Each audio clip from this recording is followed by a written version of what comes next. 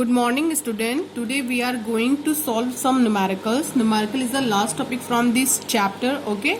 So this is the list of numerical. First one is molar conductivity. Okay. This is the formula of molar conductivity. Next one is cell constant. Conductivity is divided by conductance. ठीक है. Resistance के लिए हम जानते हैं कि ये reciprocal होता है कंडक्टेंस का. नेक्स्ट है हमारा सेल कांस्टेंट. ये किसका मल्टीप्लाई करने से हमें मिलता है कंडक्टिविटी एंड रेजिस्टेंस. दूसरा हमारा conductivity means kappa. Conductance into cell constant. G star क्या हमारा सेल कांस्टेंट.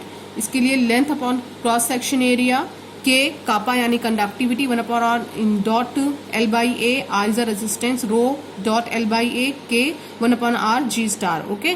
तो ये जितने भी फॉर्मूले बन सकते थे मैंने इसको बना दिया है आपके लिए. ये हेल्पफुल होगा आपके लिए जब आप न्यूमेरिकल सॉल्व करेंगे. नेक्स्ट है हमारा लॉग बेस 10 की वैल्यू. ये 1 to 10 तक है. ओके. ये भी आपको हेल्पफुल होगी जब आप सॉल्व करेंगे numericals. Okay.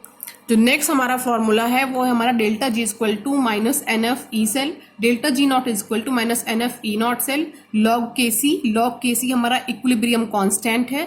n divided by 0.05921 E naught cell. E naught cell equal to E naught cathode minus E naught anode. जब भी आपको ये सब कुछ फॉर्मूला मिलेगा तो वहां पे E नॉट सेल आपको फाइंड करना होगा. ठीक है. तो E नॉट सेल फाइंड करने के लिए आपको E नॉट सेल किस फॉर्मूले से फाइंड करना होगा. E naught cell equal to E naught cathode minus E naught anode. तो E नॉट सेल मिल जाएगा और इस फॉर्मूले पे पुट कर देंगे और आप सॉल्व कर लेंगे अपने न्यूमेरिकल को. ठीक है. ये क्या है फराडे है. फराडे की वैल्यू 96500 यहाँ पर आपको पुट करनी होगी. एंड हमारा नंबर ऑफ इलेक्ट्रॉन्स जो उन्होंने पर्टिकुलर रिएक्शन में पार्टिसिपेट किया है. मे बी 1 2 3 4 कितना भी हो सकता है. ये जब आपको रिएक्शन मिलेगी तो रिएक्शन देखकर आप फाइंड कर लेंगे कि कितने इलेक्ट्रॉन्स यहाँ पर पार्टिसिपेट कर रहे हैं. ठीक है. ये जो इक्वेशन है ये इक्वेशन हमारी नर्स्ट इक्वेशन है. आप जानते होंगे कि किसी भी सेल का EMF फाइंड करने के लिए हम नर्स्ट इक्वेशन का यूज करते हैं नॉन स्टैंडर्ड कंडीशन में. ओके. नेक्स्ट है हमारा इक्विवेलेंट वेट. इक्विवेलेंट वेट अगर हमें किसी का फाइंड करने के लिए आ जाए तो हम क्या करते हैं इसको एटॉमिक वेट और उसकी वैलेंसीज को डिवाइड कर देते हैं तो हमें इक्विवेलेंट वेट मिल जाता है. अब ये इक्विवेलेंट वेट की जरूरत कहाँ पे पड़ती है आपको पता होगा. आपने फैराडे फर्स्ट लॉ स्टडी किया होगा. M equal to ZIT. तो यहाँ पे जो Z है हमारा Z को फाइंड करने के लिए हमें किसकी हेल्प लेनी पड़ती है इक्विवेलेंट वेट की. अगर आप गिवन नहीं होगा न्यूमेरिकल में तो आपको इस फॉर्मूले से उसे फाइंड करना होगा. उसके बाद आपको पुट करना होगा और Z की वैल्यू फाइंड करना होगा. फिर इस न्यूमेरिकल में पुट करना होगा और सॉल्व करेंगे तो आपको M की वैल्यू मिल जाएगी. M एक्चुअली क्या है मास ऑफ लिबरेटेड और डिपॉजिट ऑफ एनी आयंस या any element on electrode. Okay. तो students our first numerical is depict the galvanic cell in which the reaction Zn plus 2Ag positive gives out Zn di positive plus 2Ag. ये हमारे पास reaction है. ये galvanic cell की reaction है.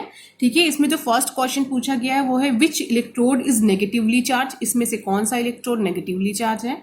The carriers of current in the cell. Electron या आप बोल सकते हो करंट का फ्लो किधर से किधर की तरफ हो रहा है. ठीक है. Individual reaction at each electrode. दोनों इलेक्ट्रोड पर जो हाफ रिएक्शन हो रही है वो कौन सी हो रही है. तो सबसे पहले हम थर्ड वाले को सॉल्व करते हैं. देखिए थर्ड वाला क्या बोलता है. Individual reaction at electrode. तो सबसे पहले हम एनोड पर आते हैं. एट एनोड देखो हमें पता है कि एनोड पर हमारा होता है ऑक्सीडेशन. ऑक्सीडेशन का मतलब क्या होता है लूज ऑफ इलेक्ट्रॉन. ठीक है. इलेक्ट्रॉन जहां पर लूज होते हैं. तो देखिए यहाँ पे Zn है और Zn किस में कन्वर्ट हो गया है Zn डाइपॉजिटिव में. और मैंने आपको ये बताया होगा कि Zn डाइपॉजिटिव यानी किसी भी एलिमेंट के ऊपर अगर पॉजिटिव चार्ज लगता है तो उसके पास इलेक्ट्रॉन की कमी हो जाती है. तो Zn किस में कन्वर्ट हुआ Zn डाइपॉजिटिव यानी Zn में कितने इलेक्ट्रॉन रिलीज हो गए हैं 2 इलेक्ट्रॉन जिसकी वजह से इसके ऊपर डाइपॉजिटिव चार्ज आ गया है. यानी यहाँ पे रिएक्शन क्या होगी Zn gives out Zn di positive और क्या हो गया है 2 इलेक्ट्रॉन यहाँ पर रिलीज हो गया है. यानी loss of electron it means oxidation. और ऑक्सीडेशन कहाँ पर होता है एनोड पर होता है. ठीक है. तो हमारा एक रिएक्शन तो हमें मिल गई है एनोड वाली. अब हमें आना कहाँ पर है कैथोड पर. हम देखते हैं कैथोड पर क्या होता है. कैथोड पर हम जानते हैं कि रिडक्शन होता है. रिडक्शन मतलब क्या होता है गेन ऑफ इलेक्ट्रॉन. ठीक है. तो गेन ऑफ इलेक्ट्रॉन के केस में कोई भी कैटायन जब इलेक्ट्रॉन को गेन करता है तो वो क्या हो जाता है डिस्चार्ज हो जाता है और अपने एटॉमिक फॉर्म में कन्वर्ट हो जाता है. तो यहाँ पर क्या है Ag पॉजिटिव और Ag पॉजिटिव ने क्या किया है इलेक्ट्रॉन को गेन किया है और किस में कन्वर्ट हो गया है Ag में कन्वर्ट हो गया. और गेन ऑफ इलेक्ट्रॉन ही हमारा क्या है रिडक्शन है. रिडक्शन होता कहाँ है कैथोड पर होता है. कॉमन सी बात है. तो यहाँ पर बेटा देखिए यहाँ पर रिलीज कितने इलेक्ट्रॉन हुए थे 2 इलेक्ट्रॉन हुए थे. पर यहाँ पर गेन कितने इलेक्ट्रॉन हुए केवल 1 इलेक्ट्रॉन हुआ है.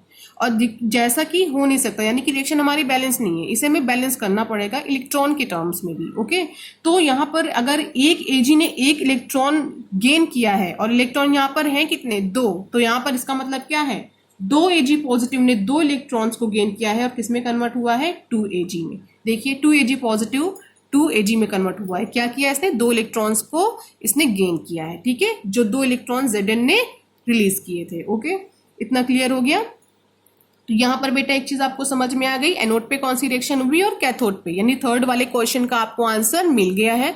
अब हम चलते हैं फर्स्ट क्वेश्चन पे। तो फर्स्ट क्वेश्चन क्या कह रहा है, which electrode is negatively charge, कौन सा इलेक्ट्रोड हमारा नेगेटिव चार्ज है, ठीक है, ये आपको यहाँ पर बताना है। तो ये तो आपको देख करके ही समझ में आ गया होगा कि कौन सा जो हमारा इलेक्ट्रोड है वो नेगेटिव चार्ज है। बिल्कुल क्लियर हो रहा है, कैसे क्लियर हो रहा है कि यहाँ पे इलेक्ट्रॉन कहाँ पर रिलीज हो गए हैं, एनोड पर, तो एनोड ही हमारा क्या होगा, नेगेटिवली चार्ज होगा। ओके, तो एक चीज आपको क्लियर हो गई। दूसरा आपको एक बेसिक सी चीज भी आपको पता होगी कि गैल्वेनिक सेल में एनोड जो हमारा होता है वो नेगेटिवली चार्ज होता है।